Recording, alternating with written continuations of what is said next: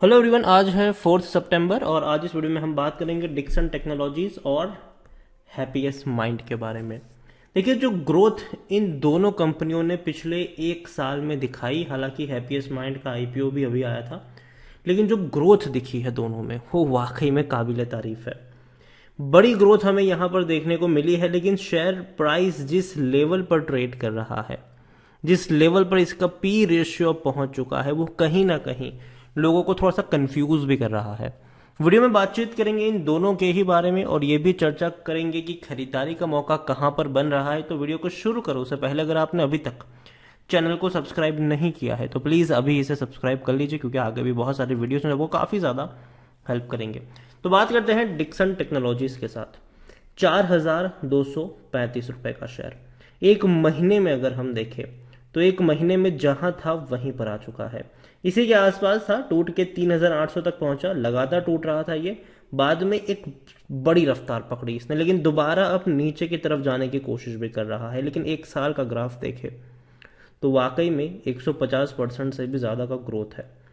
लेकिन आप एक चीज़ को समझिए, 1,675 के आसपास का लो बना था, बढ़िया रफ्तार पकड़ी, फिर वापस थोड़ा बहुत टूटा, बड़ी रफ्तार पकड़ी, 4,300 रुपये तक पहुंचा, वापस ये टूटकर 3,400 3,500 तक आ गया, फिर तेजी बनी, फिर 3,800 रुपये तक आया, फिर तेजी बनी। तो डेफिनेटली चांसेस है शेयर थोड़ा बहुत ऊपर दौड़ेगा, लेकिन एक लेवल के बाद थोड़ी सी प्रॉफिट बुकिंग आना लाजमी है और ये हेल्थी करेक्शन में मैं मानता हूं इस चीज़ को। 3 साल में 635% का ग्रोथ है। 375 रुपए का शेयर, 375 रुपए का शेयर। और मेन जो खास बड़ी रफ्तार इसने पकड़ी है वो पिछले साल कोरोना के बाद की रफ्तार है। ये कोरोना जब आया था पिछले साल, तब शेयर ये देखे तो 630 के आसपास पहुंच चुका था, लेकिन उसके बाद एक साल में 630 रुपए का शेयर, 4,235। हालांकि देखा जाए तो स्प्लिट हुआ था बीच में, वरना प्राइस तो ज़्यादा ही था इसका डेफिनेटली, लेकिन स्प्लिट हुआ था। लेकिन बड़ी रफ्तार यहाँ पर ज़रूर है और जब भी टूटा है ज़्यादा का बाउंस बैक। और जो बड़ी रफ्तार यहाँ पर देखे पिछले 10 साल का भी अगर मैं आपको ग्राफ दिखाऊं तो हालांकि 2017 से ही इसका आईपीओ है, लेकिन लगातार ये टूट रहा था। जो तेज़ी बनी है वो अभी बनी है, अभी ये तेजी बनी है। तो तेजी क्यों बनी यहाँ पर, तो देखिए, तो डिक्सन टेक्नोलॉजीज की ये वेबसाइट है। कंपनी कामकाज क्या करती है अगर उसके बारे में देखें तो कंपनी करती है जो मेन बिजनेस इनका है, वो मेन बिजनेस इनका अगर हम बात करने जाए तो इनका main business consumer electronics, home appliances, lightning solutions, जो बल्ब्स वगैरह रहते हैं, होम अप्लायंसेस वगैरह रहती है, मोबाइल फोन्स बना मैन्युफैक्चर करने का काम कंपनी करती है, सिक्योरिटी सर्वेलेंस सिस्टम, जो सीसीटीवी कैमरा वगैरह होता है वो बनाने का काम कंपनी करती है, लॉजिस्टिक का काम भी कंपनी करती है, एलईडी टीवी, मोबाइल फोन्स वगैरह को भैया यहाँ वहाँ पहुँचा, रिपेयर की जो बात करते हैं वो, मेडिकल इलेक्ट्रॉनिक्स की बात करें तो वो बनाती है कंपनी, सेटअप बॉक्स टीवी वगैरह के होते हैं, कंज्यूमर इलेक्ट्रॉनिक्स, कई सारी चीज़ें हैं जो कंपनी बनाती है। जैसे कि मैं आपको होम अप्लायंसेस की तरफ अगर लेके चलूँ तो वहाँ पर वॉशिंग मशीन बनाने का काम कंपनी करती है। तो कंपनी जो मेनली फोकस है वो भैया बड़ी बड़ी चीज़ों में कंपनी फोकस रखती है। लाइटनिंग सोल्यूशन की अगर हम बात करने जाए तो जो बल्ब वगैरह है, ठीक है, एलईडी बल्ब्स हो गया, इंडोर एलईडी बल्ब्स, काफ़ी सारी जो लैंप वगैरह हो गए वो बनाती है कंपनी। कंज्यूमर इलेक्ट्रॉनिक्स की अगर हम बात करने जाए तो एलईडी टीवी, टीवी बनाती है ये कंपनी। मोबाइल फोन्स की मैं बात करूं तो कई सारे स्मार्टफोन्स बनाती है ये कंपनी। देखिए, होता क्या है कि बनाने कंपनी होती दूसरी है, ठीक है, ये कंपनी क्या करती है, ये भैया इसको पैकेजिंग करना, सॉरी, इनको पूरा बनाने का काम जो अगर हम बात करें, ठीक है, मैन्युफैक्चरिंग का जो काम करे तो वो इनको अलग अलग प्रोजेक्ट मिलते रहते हैं। सिक्योरिटी सर्वेलेंस सिस्टम की बात करें तो भैया railway, bank, defence, police department, housing society, तो ये सारी चीज़ें हैं। कंपनी एक नहीं कई सारी चीज़ें बनाती है। मेडिकल डिवाइसेस में थर्मोमीटर बनाती है कंपनी। लॉजिस्टिक में अगर देखें तो कई सारी चीज़ें हैं। तो याद रखिए, कंपनी छोटी नहीं है।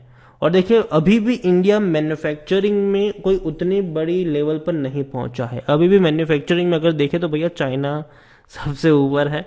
और दूसरी बात यह कि इंडिया मैन्युफैक्चरिंग का अच्छा हब बन सकता है। देखिए, पिछले साल तेज़ी क्यों आई, क्योंकि देखिए इंडिया अब चाइना को बाइकआउट कर रहा है भैया, ठीक है।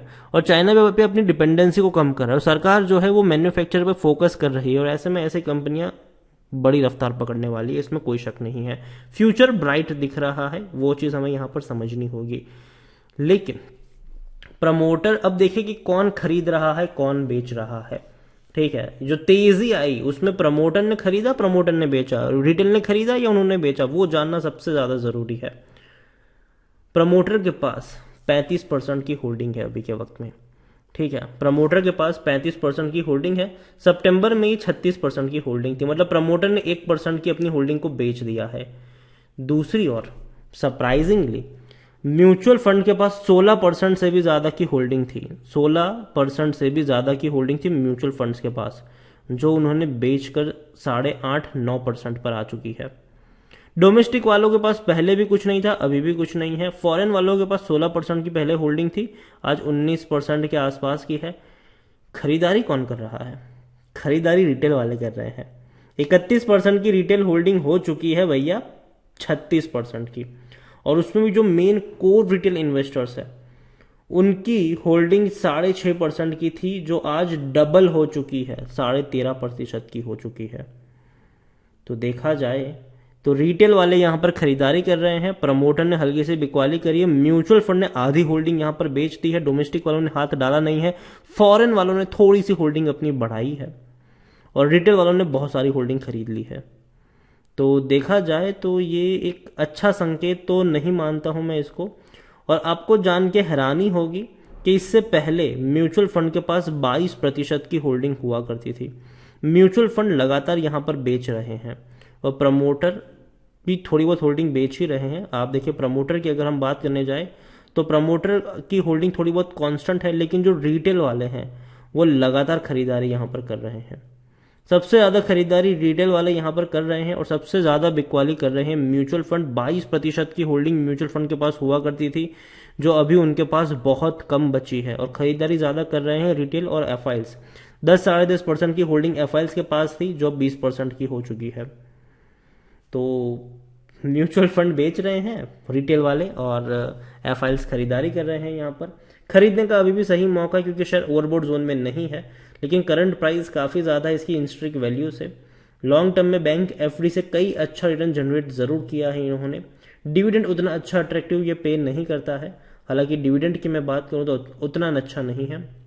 यहां पर अगर आप देखें तो according to Moneycontrol user 80% लोग खरीदने की बात करें और 20% लोग बेचने की बात यहां पर करते हुए नजर आ रहे हैं।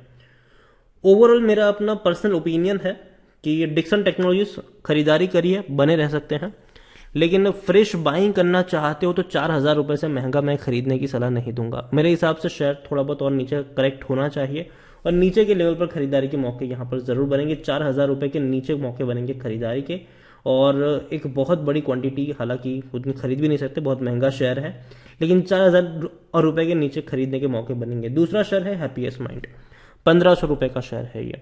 उससे पहले डिक्सन टेक्नोलॉजीज की अगर मैं बात करने जाऊं तो हाँ, इसका जो वैल्यूएशन है वो बहुत महंगा हो चुका है, इसका पी रेशियो 155 तक पहुंच चुका है, लेकिन फिर भी शेयर फंडामेंटली स्ट्रांग है। यहाँ पर हैप्पीएस्ट माइंड 1,500 रुपए का शेयर है और इसके बारे में अगर हम देखें तो इसका 131 का पी रेशियो है, बहुत ज़्यादा इसका भी निकल चुका है। अब यहाँ पर देखिए कौन खरीद रहा है कौन बेच रहा है, तो 53% की होल्डिंग प्रमोटर के पास है, 3.26 म्यूचुअल फंड, 0.54 डोमेस्टिक, 6.23 एफआईएल्स, 36% की होल्डिंग है रिटेल वालों के पास। तो यहां पर भी देखा जाए तो प्रमोटर वही है, म्यूचुअल फंड ने बेचा है और डोमेस्टिक वालों ने थोड़ी सी खरीदारी जरूर करी है। म्यूचुअल फंड ने आधी से भी ज्यादा की होल्डिंग बेच दी है। फॉरेन वालों ने भी अपनी होल्डिंग को बेचा है, लेकिन खरीदा है रिटेल वालों ने। रिटेल इन्वेस्टर बहुत ज्यादा खरीद रहे हैं, चाहे दोनों ही कंपनियों में रिटेल इन्वेस्टर काफी ज्यादा खरीदारी करते हुए नजर आ रहे हैं। हैप्पीएस्ट माइंड अगर देखें तो पिछले एक साल में बहुत बड़ी रफ्तार पकड़ी है ये शेयर 310-315 रुपए तक भी टूट गया था, लेकिन जो रफ्तार पकड़ी है बहुत ही शानदार है। 1,600 रुपए तक पहुंच गया था ये, लेकिन दोबारा टूट कर नीचे है, दोबारा तेजी की तरफ जाने की कोशिश कर रहा है। मेरे हिसाब से हैप्पीएस्ट माइंड एक बहुत ही बढ़िया कंपनी है, लेकिन 1,500 रुपए मुझे बहुत महंगा लग रहा है इसका। मेरे हिसाब से खरीदने का जो सही मौका है वो 1,300 रुपए के आसपास यहाँ पर बनता है, उससे महंगा खरीदने की सलाह मेरी हैप्पीएस्ट माइंड में नहीं रहेगी। कंपनी अच्छी है, खरीदारी करिए, तो ऐसा नहीं कि आप बेच कर निकल जाइए, बने रह सकते हैं यहाँ पर, लेकिन अगर टूटता है तो नीचे के लेवल पर आप थोड़ी बहुत कह सकते हैं कि एवरेज यहाँ पर करके चल सकते हैं। इतना ही नहीं, according to Moneycontrol user हर कोई खरीदने की बात करे, बेचने की बात यहाँ पर कोई नहीं कर रहा है। लेकिन एक चीज यहाँ पर यह भी है कि हैप्पीएस्ट माइंड में जो ट्रांजेक्शन हुए हैं पिछले कुछ, वो सिर्फ और सिर्फ बिकवाली के हुए हैं। अगस्त महीने में देखें तो कंपनी के जो एम्प्लॉइज है वो सिर्फ और सिर्फ बेच रहे हैं इस शेयर को। पूरे के पूरे ट्रांजेक्शन अगर मैं आपको दिखाऊं तो भैया हर कोई यहाँ पर बेच रहा है, हर कोई बेच रहा है। तो उतना सपोर्टिंग मुझे नहीं लग रहा है यहाँ पर कि खरीदना चाहिए इतना महंगा। हर कोई बिकवाली कर रहा है यहाँ पर, हैप्पीएस्ट माइंड में खरीद कोई नहीं रहा है। खास करके जो इनसाइडर ट्रांजेक्शन समरी है वो बिकवाली की नजर आ रही है यहाँ पर, और इसीलिए मुझे लगता है कि थोड़ा बहुत इंतजार करना चाहिए। और मार्केट अपने ऑल टाइम हाइस पे बैठा हुआ है, जो शेयर 5 गुना 6 गुना बढ़ चुके हैं। जब मार्केट करेक्ट होगा तो सबसे पहले वही शेयर वाले टूटने वाले हैं, तो उस चीज को भी यहाँ पर याद रखिए। कंपनी अच्छी है लेकिन 1500 मुझे महंगा लग रहा है, 1300 रुपए के नीचे खरीदने का मौका बनेगा। उसी तरीके से डिक्सन टेक्नोलॉजी भी मुझे थोड़ा महंगा लग रहा है ये भी, लेकिन 4000 रुपए के नीचे यहाँ पर भी मौके बन सकते हैं। वीडियो को यहीं पे एंड करूंगा। पसंद आया हो तो लाइक करो, शेयर करें। चैनल पर अगर पहली बार है तो प्लीज सब्सक्राइब करें, और दोनों के बारे में आप क्या सोचते हैं वो भी आप मुझे कमेंट में लिख के बता सकते हैं। Thank you.